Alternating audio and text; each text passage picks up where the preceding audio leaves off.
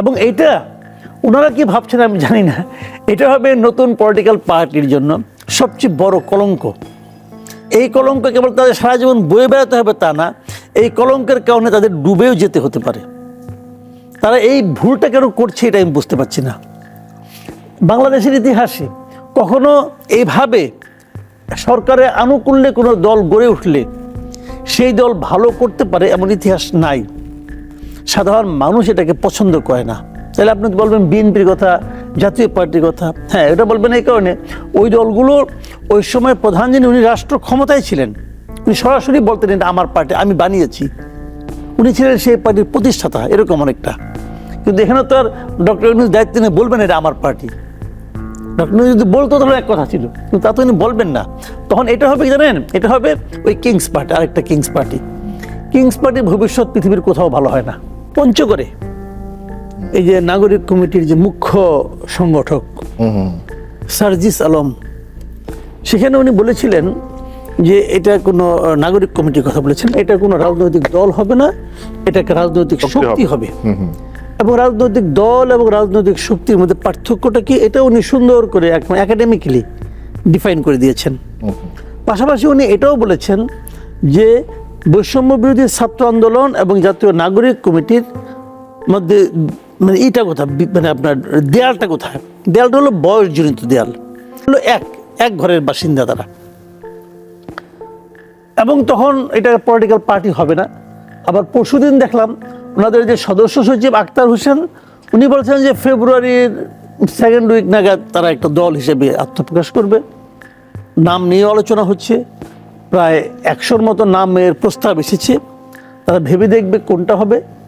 তারপরে এর মধ্যে আবার আপনাদের একটা পত্রিকার রিপোর্ট দেখলাম, তাদের গঠনতন্ত্র তো তৈরি হচ্ছে। সেই গঠনতন্ত্র তারা যেদিন দলের ঘোষণা দেবে তার 2-1 দিন আগে তারা ঘোষণা করবে এবং তারা নির্বাচনে আসবে। নির্বাচনে যে আসবে এটা আমরা আরও আগে থেকে বুঝতে পারছিলাম। কেন? যে উপদেষ্টাদের তাদেরও তো নিজ নিজ এলাকা আছে। উপদেষ্টা 3 জন ছাত্রদের, 3 জনের 3টা এলাকা আছে, 3 জায়গায় বাড়ি আছে। ওই এলাকাগুলোতেও কিন্তু আওয়াজ পাওয়া যাচ্ছে যে তারা নির্বাচন করবে। আমি তো আপনার কুমিল্লা বাড়ির কাছে আছে, কুমিল্লা মুরাদনগরে, এখানে তো আমার কিছু বন্ধু বান্ধব আছে, তাদের সঙ্গে আলাপ করেছি। তারা তো বলছে যে ওনারা তো মানে আমাদের এই যে আসিফ মোহাম্মদ সজীব ভুইয়া, উনি যে নির্বাচন করবেন এটা মুরাদনগরে সবাই জানে। আচ্ছা। এবং ওনার লোকজন যাচ্ছে ওখানে, উনি এর মধ্যে ওখানকার প্রশাসনেও কিছু পরিবর্তন আনছেন শোনা যাচ্ছে। কুমিল্লার মানে কুমিল্লা জেলারও কিছু প্রশাসনের চেঞ্জ আসছে। আর উনি তো এখন এলজিআইডি মিনিস্টার, ওনার সে ক্ষমতা অনেক বড় ক্ষমতা আছে, অনেক বড় ক্ষমতা, এলাকার উন্নয়নের ক্ষমতা এখন পুরো তার হাতে। তো সেক্ষেত্রে ওই এলাকায় তারা প্রভাব পড়া শুরু করেছে। এবং লক্ষ্মীপুরে খুব সম্ভবত মাহফুজ আলমের বাড়ি, খুব সম্ভবত ওখানে একজন আমাদের মানে আপনার জোটের থেকে যিনি প্রার্থী হতে পারেন তেমন একজন আমাকে ওদিন বললেন যে উনিও নাকি এলাকায় শুনেছেন যে কাজকর্ম হচ্ছে, উন্নয়নমূলক কাজের প্রতিশ্রুতি আসছে। তো যা হোক, সত্য মিথ্যা বলতে পারবো না, উনি বলতে পারবেন। তো এটা উনি আমাকে বলেছেন, একদম সরাসরি বলেছেন। তো এই ধরনের ঘটনা কিন্তু ঘটছে। তার মানে ওনারা নির্বাচনে আলটিমেটলি যাচ্ছেন। এবং যে কথাটা আপনি বললেন যে সরকারি সহায়তা, হ্যাঁ সরকারি সহায়তা এটা নিয়ে আরও মধ্যে কোনো দ্বিধা নাই। কারণ এখন ছাত্রদল যদি কোনো একটা দেন, বাংলাদেশে এই মুহূর্তে মাঠে থাকা ছাত্র সংগঠনগুলোর মধ্যে ছাত্রদল এবং ছাত্র শিবির এই দুটো হলো বড় সংগঠন। ছাত্রদল এবং ছাত্র শিবিরের দুটো যদি একত্রিত হয়, তাদেরও ক্ষমতা নাই এই বৈষম্যবিরোধী ছাত্র আন্দোলন যখন কোনো কর্মসূচি দেয় সেটা যতটা সরকারকে স্পর্শ করে ততটা স্পর্শ করার ওদের নাই। কাজে এখানে সংখ্যাধিক্য বড় কথা নয়, বড় কথা হলো যে কে কতটা হৃদয়ের কাছাকাছি অবস্থান করে। সেই দিক দিয়ে এরা এই সরকারের হৃদয়ের খুবই কাছাকাছি অবস্থান করে এবং তারা যা কিছু করছে সরকারের আনুকূল্যেই করছে। এটা সাধারণ মানুষের মধ্যে এই ধরনের একটা পারসেপশন কাজ করে। এবং অনেক সময় দেখা যাচ্ছে এই সমস্ত ওরা বিভিন্ন জায়গায় যাচ্ছে, প্রশাসনের নানা ধরনের প্রোটোকল পাচ্ছে। এবং জেলা পর্যায়ে যদি আপনাদের পরিচিত বন্ধু বান্ধবদের মধ্যে অথবা ছোট ভাইদের মধ্যে কেউ, এখন তো আমাদের যে ছোট ভাই হবে, ছোট ভাইদের মধ্যে যদি কেউ ডিসি থাকেন, একটু আলাপ করে দেখেন ডিসি সাহেবদের কাজকর্মে কে কতটা প্রভাব বিস্তার করছে। হ্যাঁ, বিএনপি, যুবদল অথবা ছাত্রদল তারা মাঠে হইচই করছে, কিন্তু প্রশাসনিক কার্যক্রমে অনুমতি না দিয়ে দরজা খুলে কারা ঢুকতে পারছে এটা খোঁজ করলে জানতে পারবেন। কাজে তারা কিন্তু প্রশাসনিক হেল্প পাচ্ছে। এখন তারা যদি একটা পলিটিক্যাল পার্টি করতে চায় এবং উদ্যোগ নেয়, আমি নিশ্চিতভাবে এই দেশে বলতে পারি যে দেশের মানুষ ভাববে তারা আসলে সরকারের আনুকূল্যেই এই পার্টিটা করছে। নির্বাচন আমি শুরুতেই বলছি, সামনে কিন্তু ফাইনাল খেলা কিন্তু ভোটের খেলা। তো এই খেলায় তো এই বাচ্চারা ভুল করতেছে রে ভাই, দরকার তো নাই কোনো। ওনারা যে খেলায় নামছে ওটা তারা পারবে না করতেও। ওনারা যদি আওয়ামী লীগকে যদি মনে করেন, যদি আওয়ামী লীগকে এখন মানে ভোটের থেকে বাদ দিয়ে দেয়, কারণ আওয়ামী লীগ ইলেকশন করতে পারলো না, ওরা তো মনে করলো জিতলো, আমি তো মনে করি হারলো। হারলো এই কারণে তখন আওয়ামী লীগ ইলেকশন করতে পারলো না, তখন আওয়ামী লীগের যারা ভোটার তারা যাবে কোথায়? তারা তাদের কাছেই যাবে যারা তাদেরকে নিষিদ্ধ করার ক্ষেত্রে একটা ভূমিকা রাখছিল। সেটা কারা? অবধারিতভাবে বিএনপি।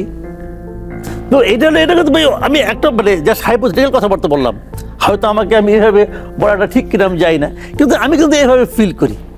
এখন দেখি ডাক্তার জায়েদুর রহমান কি বলেন, বিশেষ করে এই কথাটা যে নতুন প্রসঙ্গ যেটা আসলো, যে দুটো প্রসঙ্গ, যেহেতু গতকালই সম্ভবত যে মাহফুজ আলম যেটা বলেছে যে আওয়ামী লীগকে নির্বাচন করতে দেওয়া হবে না, উনি কোন প্রেক্ষাপটে কেন বলেছেন আমি জানি না। যেহেতু কোনো দিক থেকে নির্বাচন কমিশন বা সরকার পক্ষ থেকে তো ওইভাবে অফিসিয়ালি তো কিছু নিষিদ্ধও করা হয় নাই বা নিবন্ধনও বাতিল করা হয় নাই, এটা কি সরকারের অবস্থান কিনা বা এটা নিয়ে আপনি একটা মন্তব্য করবেন। একই সঙ্গে যদি নির্বাচনে আওয়ামী লীগ না আসতে পারে তাহলে $1 মিলিয়ন কোশ্চেন তো ওইটাই, আওয়ামী লীগের ভোট কোন দিকে যাবে?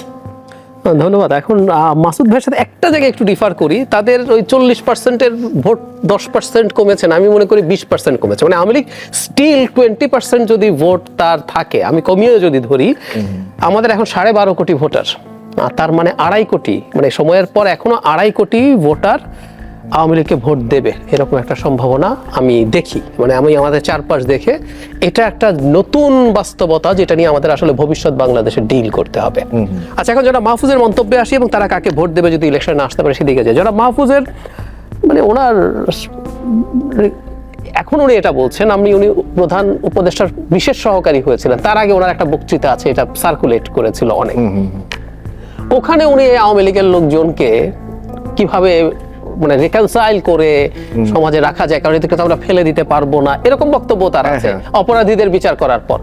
আচ্ছা, এখন উনি সরকারের উপদেষ্টা, মানে এই একটা জিনিস ওনাদেরকে বুঝতে হবে। কেউ কেউ বলেন যে ওনারা বয়স কম, মাসুদ ভাই বাচ্চা বললেন, বাচ্চাই, কিন্তু আপনি না যে চেয়ারগুলোতে বসেছেন ওই চেয়ারগুলোতে বসে বাচ্চামি করা যাবে না, খুব সোজা সাপটা কথা। কারণ এগুলো আপনি একটা মন্ত্রী পর্যায়ের চেয়ার, আপনি সরকারে আছেন। কেন বলছি কথাটা?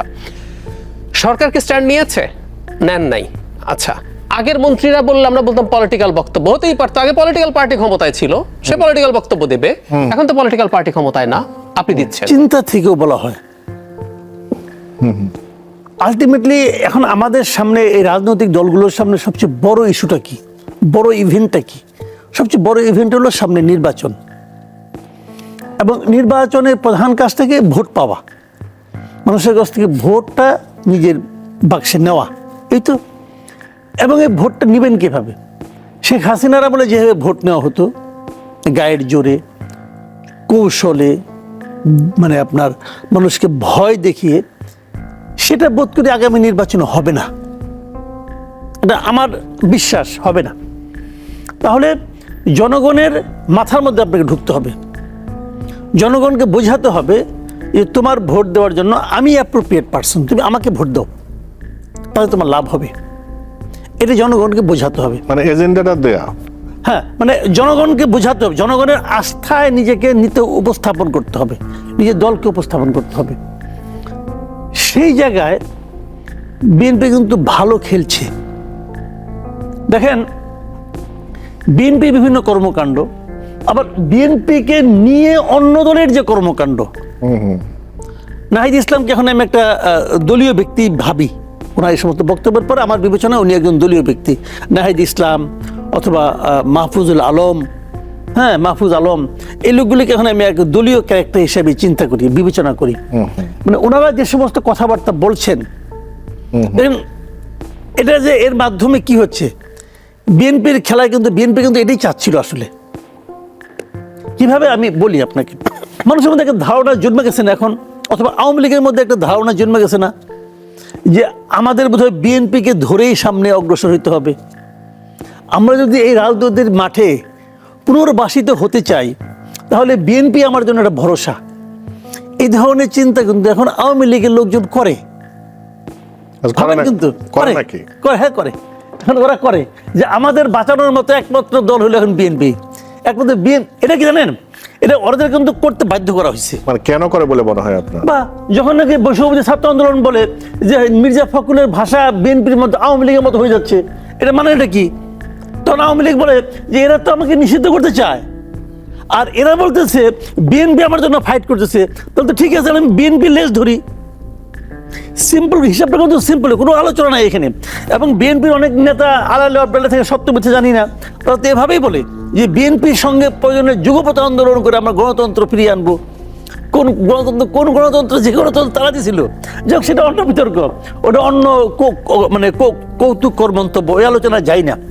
কিন্তু সাধারণ মানুষের মধ্যে এক ধরনের ধারণা কিন্তু তৈরি করা হচ্ছে, কিছুটা বিএনপি তৈরি করছে, কিছুটা বিএনপি এই ছাত্রদেরকে আমি বলবো এটা মানে কি বলবো একটু উস্কে দিয়ে তাদের মুখ দিয়ে বলাচ্ছে।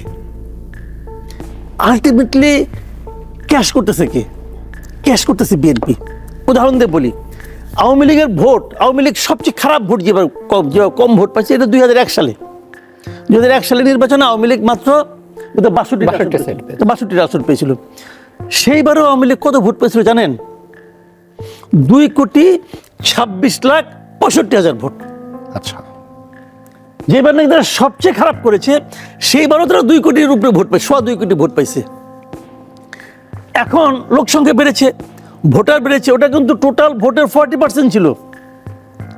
বিএনপি এবার বেশি যেছে, 179টা মতো পাইছে বোধ হয়, সেভাবে বিএনপিও 40% পাইছে, 40.97 41 কাছাকাছি, 41 কাছাকাছি 40.97, আর এদের বোধ 40.12 না এরকম কিছু একটা হবে। মানে 1% ডিফারেন্স হয় নাই। তো ভাই যেবার তারা সবচেয়ে খারাপ করে সেইবারও তারা 2 কোটি ভোট পায়।